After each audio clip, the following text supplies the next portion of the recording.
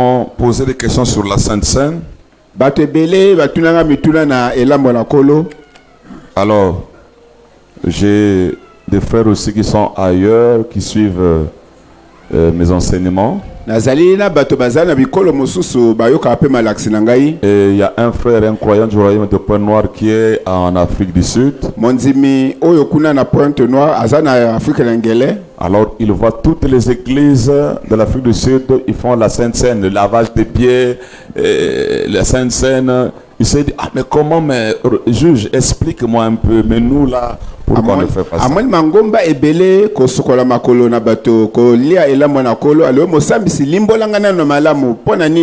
Alors, je l'ai envoyé des citations. J'ai envoyé aussi à un croyant qui est à Dubaï.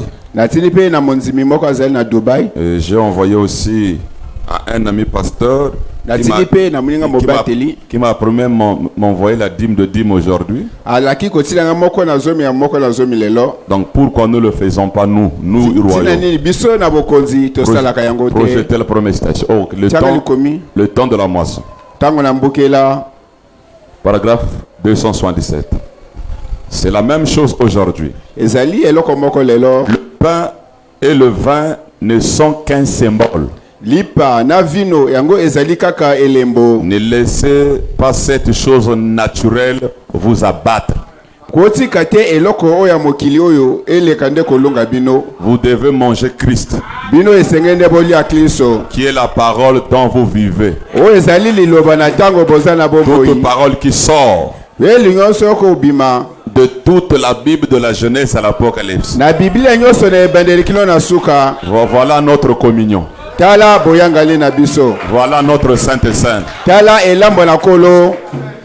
Deuxième citation. Qui est ce Melchisedec, paragraphe 106? Jacob lutta toute la nuit et ne voulut pas le laisser partir, qui ne l'ait béni. C'est juste la bataille pour la vie. Une fois la bataille terminée, alors Dieu vous donne une partie de lui-même. C'est sa véritable communion. Le petit morceau de pain et l'hostie ne font que la représenter. Suivez-moi bien. Vous ne devriez l'apprendre que si vous avez combattu jusqu'au bout et que vous êtes devenu une partie de Dieu. C'est juste une représentation. Allons, c'est le lever du soleil. Paragraphe 29. C'est comme ces gens qui essaient de dire aujourd'hui, nous devons procéder au lavage des pieds une fois par an, le jeudi, et prendre la communion le vendredi. Et toutes ces différentes doctrines, ils discutent pour savoir si cela doit être ce jour-ci ou ce jour-là. S'il faut que ce soit le jour du sabbat ou le premier jour de la semaine. Toutes ces choses ne sont que des traditions pures et simples. Donc lavage des pieds, Sainte Seine, c'est quoi? Hein? Quel bien cela vous ferait-il? Que vous respectiez ou non le carême? S'il n'y a pas de vie en vous, ce n'est qu'un service commémoratif auquel on n'a rien contre. Cependant, ils ont sans doute perpétuer leur tradition tout en abandonnant le principal. Le principal, la communion. Genèse, il refuse ça seulement le pain. Dites amen. La brochure, la communion, le 57, paragraphe 92. Écoutez maintenant. Boyoka. Ce soir, nous allons en prendre le symbole.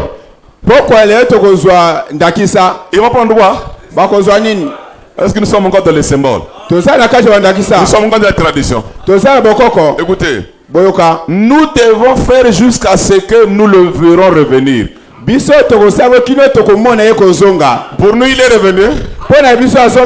Nous le ferons jusqu'à ce que nous le verrons. Puisque nous puisse-nous être trouvés fidèles alors que nous inclinons la tête juste un moment pour un mot de prière. Nous le faisons jusqu'à ce qu'il puisse allons dans la demeure future pour manger qu'il est revenu. Dites Amen. Paragraphe 236. Et nous, on a vécu tous ces types. Ici. Seulement quand vous arrivez au 8e, vous rentrez dans l'éternité. Nous sommes dans quel âge? Vous ne venez pas par des lois. La Sainte Seine et des rituels et des ordres. Vous venez par prédestination. Amen. Frère Banam frappe 3 fois dans ses mains. Voilà une vraie sainte convocation. Vous voyez? Et nous sommes à la fin du 7e âge de l'église. Ceux qui ne croient pas que le Seigneur est revenu, ils doivent continuer à prendre la Sainte Seine. Mais nous qui croyons qu'il est revenu, dans le 8e jour, on n'a plus ça. C'est les choses éternelles. Pas la tradition. Écoutez. Vous le voyez? Nous entrons dans cette sainte convocation. Nous entrons dans cette éternité réelle, authentique, où l'église est appelée à une station, à une dénomination, mais à entrer dans l'éternité avec le roi éternel. Vous voyez? On n'a pas ça du tout, rien du tout. Rien du tout ça. Des jours, et tout, et des temps. Vous êtes passé dans l'éternité. D'où vous venez. Vous étiez là dès le départ, voyez. Donc il n'y a pas de choses traditionnelles. Vous comprenez? Sainte Seine. Toujours demeure future. 232. Là voilà votre sainte convocation. Il y a en avoir avec les choses littérales. Oh, il est écrit. Oh, il est écrit. C'est plus loin que ça. C'est dans le royaume de Dieu avec la vie éternelle. Avec les prédestinés. Cela n'a point connu de commencement. Ça n'a pas du tout commencé un certain jour. Vous n'avez pas été sauvé un certain jour. Vous avez toujours été sauvé. Amen. Jésus est simplement venu racheter ça. Mais vous étiez sauvé dès le commencement. Virgule. Parce que vous aviez la vie éternelle. Pour commencer.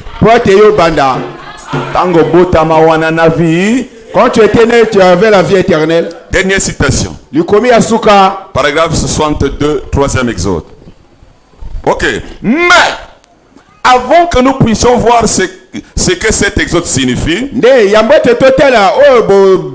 veux comparer ce que je vais faire même quand je vais prêcher aujourd'hui. Je vais comparer l'exode d'aujourd'hui, l'exode de ce temps-là, à l'exode d'aujourd'hui. Et observez si cela n'est pas exactement identique. L'un est naturel. Et les mêmes choses qu'il a fait dans le naturel, il montre de nouveau cela sous forme de l'antitype dans le spirituel. L'exode spirituel. Notre exode, ce n'est pas le pain, lavage de pied. Ça, c'est naturel. Ça, c'est charnel. C'est la tradition. Dites amen cela. Amen. Ça n'a rien à voir avec l'âme.